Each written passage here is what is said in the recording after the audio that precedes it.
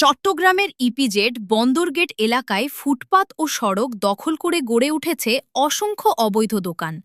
আর এসব দোকানকে কেন্দ্র করে চলছে প্রকাশ্য চাঁদাবাজি। এমন অভিযোগে ক্ষোভে ফুঁসছেন স্থানীয় ব্যবসায়ী ও পথচারীরা। অভিযোগ রয়েছে শহীদ নামের এক ব্যক্তি প্রতিদিন দোকান প্রতি ৫০ থেকে ১০০ টাকা করে চাঁদা আদায় করছেন। এলাকা জুড়ে শতাধিক দোকান থাকায় প্রতিদিন আদায় হচ্ছে প্রায় ৫,০০০ টাকা, আর মাসে যার পরিমাণ দাঁড়ায় প্রায় ১.৫ লাখ টাকায়। অপরাধ অনুসন্ধানের হাতে থাকা একটি ভিডিওতে দেখা যায় অভিযুক্ত ব্যক্তি নিজেই দোকান থেকে টাকা সংগ্রহ করছেন।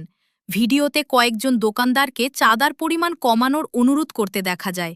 কেউ বলছেন নতুন দোকান খুলেছেন, এখনও তেমন বিক্রি হচ্ছে না, কিন্তু তারপরও টাকা দিতে হচ্ছে নিয়মিত।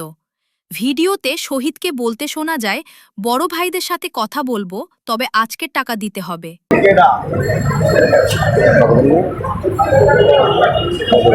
ব্যবসা করি এর মধ্যে ভালো মন্দ দেখলাম, এখন যদি না ভালো আমাকে দেওয়া লাগে দাদা কি করবে আপনারও যে আমার হয়ে যায় সবার গতি এক,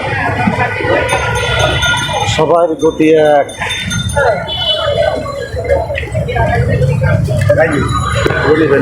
কথা কইয়া রনি বেলা কথা কই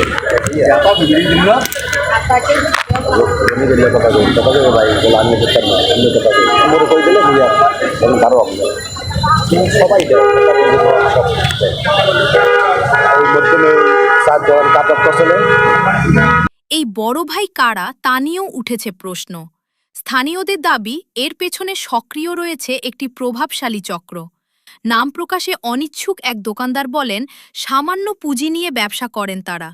প্রতিদিন চাঁদা দিতে গিয়ে টিকে থাকাই কঠিন হয়ে পড়েছে। অভিযোগ অস্বীকার করলেও পরে শহীদ স্বীকার করেন তিনি দোকানগুলোর কাছ থেকে টাকা নেন। তার দাবি, বাজারের ময়লা পরিষ্কার করার জন্য দোকানদাররা স্বেচ্ছায় তাকে টাকা দেন।